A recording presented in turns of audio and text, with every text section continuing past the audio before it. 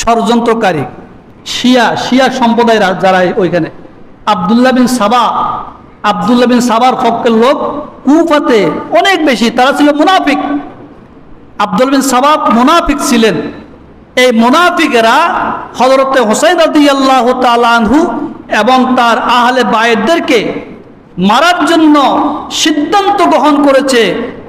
ইতিহাস থেকে বোঝা যায় এই সিদ্ধান্ত গৃহীত হয়েছে, যদি হুসাইন রাদিয়াল্লাহু আনহুকে যদি শহীদ করা যায় আমাদের কাঁটা শেষ হয়ে যাবে, আহলে বাইত শেষ হয়ে যাবে, আর আমাদের খলিফাতুল মুসলিমিন সেই ইয়াজিদের বিরুদ্ধে দাঁড়াবার মতন কোনো ক্ষমতা থাকবে না। এই জন্য তারা ষড়যন্ত্রমূলক এইভাবে করছে। আর কিছু লোক, বেশিরভাগ লোক, কিছু লোক আলী রাদিয়াল্লাহু আনহুর ভক্ত ছিল, এটাও হইতে পারে, দুই পক্ষের লোক ছিল না, আলীর পক্ষে লোক, আলী রাদিয়াল্লাহু আনহুর পক্ষের লোক ছিল, ওরাইও কি চিঠি লিখছে, কিন্তু সেখানে কি ঠিকই নাই। মুসলিম আকিল রাদিয়াল্লাহু তাআলা আনহু যখন প্রকাশ্যে বায়াত শুরু করলেন, কুফার অসংখ্য মানুষ যখন মুসলিম আকিলের হাতে বায়াত গ্রহণ করেন হোসাইনের পক্ষে, তখন ইয়াজিদের মাথা খারাপ হয়ে গেছে। ইয়াজিদের পক্ষের লোক যারা ছিল তাদের মাথা খারাপ হয়ে গেছে। সেই কুফার গভর্নর নোমান ইবনে বশির, তাদের মাথা খারাপ হয়ে গেছে। তখন তারা সিদ্ধান্ত করলেন, যেই নোমান বশিরের কাছে সেইখানে একজন ব্যক্তি আসি বললেন যে, হে আমিরুল মুমিনিন, হে নোমান ইবনে বশির, তুমি ক্ষমতায় কেন বসে রয়েছ যে আলীর পক্ষের লোক, হোসাইনের পক্ষের লোক এখানে আসে বায়াত গ্রহণ করতেছে? অবস্থা তো বেশি ভালো দেখা যায় না। অতি দ্রুত মুসলিম আকিলকে গ্রেপ্তার করো, গ্রেপ্তার করে তাকে হত্যা করো, হত্যা করে তার সার মোবারক দামেশকে পাঠাই দাও। নাউজুবিল্লাহ। সিস্টেম কি, ষড়যন্ত্র কি তাদের? এটাই ছিল তাদের প্ল্যান, তাদের ষড়যন্ত্র, হোসাইন রাদিয়াল্লাহু তাআলা আনহুকে হত্যা করার। হোসাইন রাদিয়াল্লাহু তাআলা আনহু কোনো দূত ছিল না, আহলে বাইতের লোক, ইমানদার লোক। এখন এই শিয়ারা, এখন আমাদের দেশে পৃথিবীতে শিয়া আছেন, এখন শিয়া সম্প্রদায়, এখন শিয়াদেরকে চিনা বড় দায়। শিয়া কারা? সুন্নি মুসলমান যারা, তারাও কি পাঞ্জাবি গায়ে দেয়, তারাও কি পায়জামা পরিধান করে, তাদের মাথায় টুপি, তাদের মুখ দাড়ি, মুসলমান ইমানদার, ঠিক না? আর যারা শিয়া তারাও কি টুপি মাথায় দেয়, পাঞ্জাবি গায়ে দেয়, তারা পায়জামা পরিধান করে, দাড়ি আছে না? তাহলে তারা শিয়ারা কাফের কেন? শিয়াদেরকে ওলামায়ে কেরাম, পৃথিবীর যুগ শ্রেষ্ঠ ওলামায়ে কেরাম যারা, তারা শিয়াদেরকে কাফের বলে হতুয়া দিয়েছেন। তো দেখা যায় শিয়ারা তো মুসলমানের মতো, শিয়াদের মাথায় টুপি আছে, গায়ে হাঞ্জাবি আছে, নেস পোশাক পায়জামা আছে, মুখে দাড়ি আছে না? তো তারা কাফের। মুসলমানের নামাজ পড়ে, মুসলমান রোজা রাখে, মুসলমান হজ করে, মুসলমান জাকাত দেয়, সব কিছু করে, কিন্তু শিয়ারাও নামাজ পড়ে, শিয়ারাও রোজা রাখে, শিয়ারা হজ করে, শিয়ারাও জাকাত দেয়, সব কিছু করে, তো তারা কাফের কিভাবে হয়? ঠিক না? তাহলে মুসলমান তো শুধু বেশভূষার নাম নয়, মুসলমান শুধু টুপি মাথায় দেওয়ার নাম নয়, মুসলমান শুধু পাঞ্জাবি গায়ে দেওয়ার নাম নয়, মুসলমান শুধু দাড়ি রাখার নাম নয়, মুসলমান নামাজ পড়ার নাম নয়, মুসলমান হজ করার নাম নয়, মুসলমান জাকাত দেওয়ার নাম নয়। যদি হজ করার নামে মুসলমান হতো, জাকাত দিলে যদি মুসলমান হতো, মানে মুসলমান হতো, তাহলে বহুত ইহুদি নাসরা আছে, সেও কালিমা স্বীকার করে কিনা? এক আল্লাহরে স্বীকার করে না? বহুত ইহুদি আছে জাকাত দেয়, বহুত ইহুদি আছে নামাজ পড়ে কিনা? কিন্তু এটা কি বেশভূষা। তাহলে বোঝা গেছে এখন শিয়ারা কাফের কেন।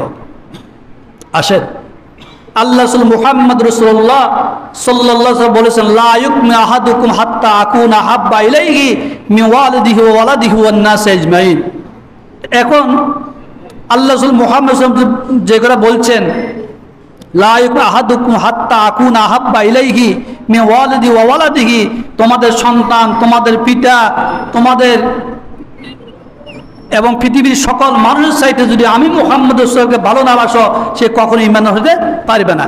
এখন আসেন, আল্লাহ রসুলের আহলে বাইত যারা, সাহাবায়ে কেরাম যারা, সাহাবায়ে কেরাম এদেরকে যদি ভালো না বাসে, এদেরকে যদি মুহাব্বত না করে, সে কি ঈমানদার হবে? হবে? হবে না। কারণ যে সাহাবায়ে কেরাম রাসূল আরবি মুহাম্মদ রাসূলুল্লাহ সাল্লাল্লাহু আলাইহি ওয়াসাল্লামের পাশে সব সময় থাকতেন, রাসূলের আপদে বিপদে থাকতেন, রাসূল যাদেরকে আসহাবিকা নুজুম বলছেন, আমার সাহাবীর আকাশের নক্ষত্র, সে সাহাবায়ে কেরামদেরকে যদি গালিগালাজ করে, সে কি ঈমানদার হবে? আসেন, মুসলমানদের মধ্যে রাসূলুল্লাহ সাল্লাল্লাহু আলাইহি ওয়াসাল্লামের পরে প্রথম মুসলমান আবু বকর রাদিয়াল্লাহু আনহু, নাকি? আল্লাহর পর হলো মুহাম্মদ রাসূলুল্লাহ সাল্লাল্লাহু আলাইহি ওয়াসাল্লাম, মুহাম্মদ সাল্লাল্লাহু আলাইহি ওয়াসাল্লামের পর হলো আবু বকর, আবু বকর পর ওমর, ওমরের পর ওসমান, ওসমান আলী, এইভাবে ক্রমান্বয়ে সিরিয়াল বাই সিরিয়াল আসছে না?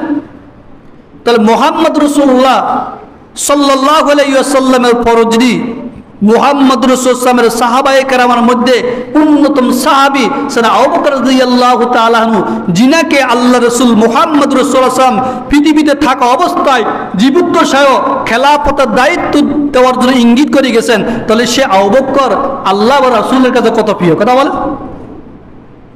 কত প্রিয়। তো আবু বকর রাদিয়াল্লাহু তাআলা আনহু হলো প্রথম খলিফা। আবু বকর রাদিয়াল্লাহু তাআলা আনহুর পরে হলো সাইয়েদনা ওমর ফারুক রাদিয়াল্লাহু তাআলা আনহু। তিনি খেলাফতের দায়িত্ব গ্রহণ করলেন।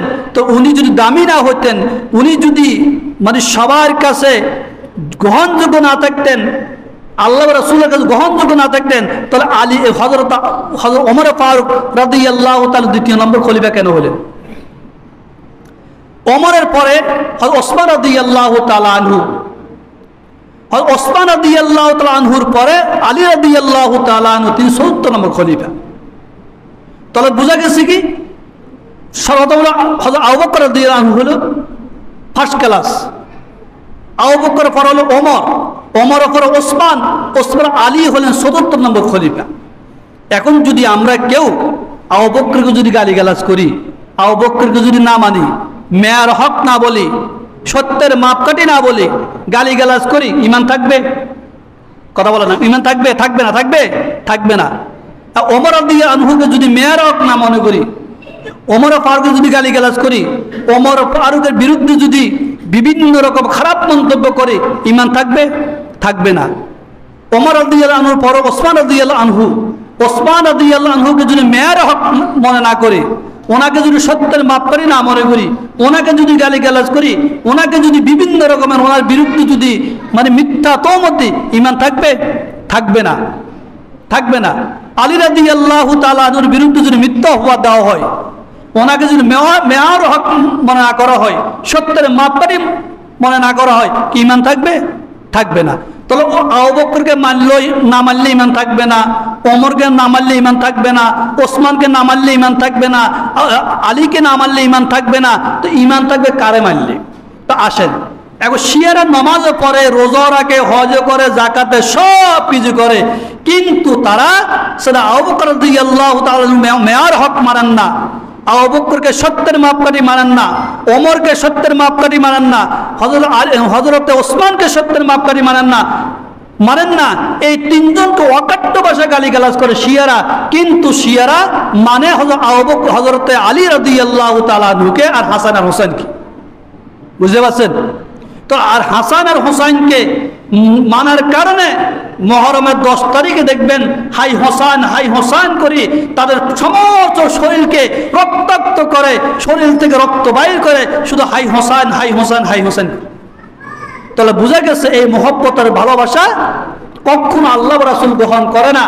এই আবু বকর না মানার কারণে, ওমরকে না মানার কারণে, ওসমান রাদিয়াল্লাহু আনহুকে না মানার কারণে, তা গালিগালাজ করার কারণে তারা ইসলাম থেকে খারেজ, তারা মানে মুসলমানের ধর্ম থেকে তারা খারেজ, মুসলমান দাবি করলে কোনো লাভ নাই। তো নামাজ পড়ে, সব কিছু তো করে, তাহলে বুঝতে পারছেন তো কোথায়?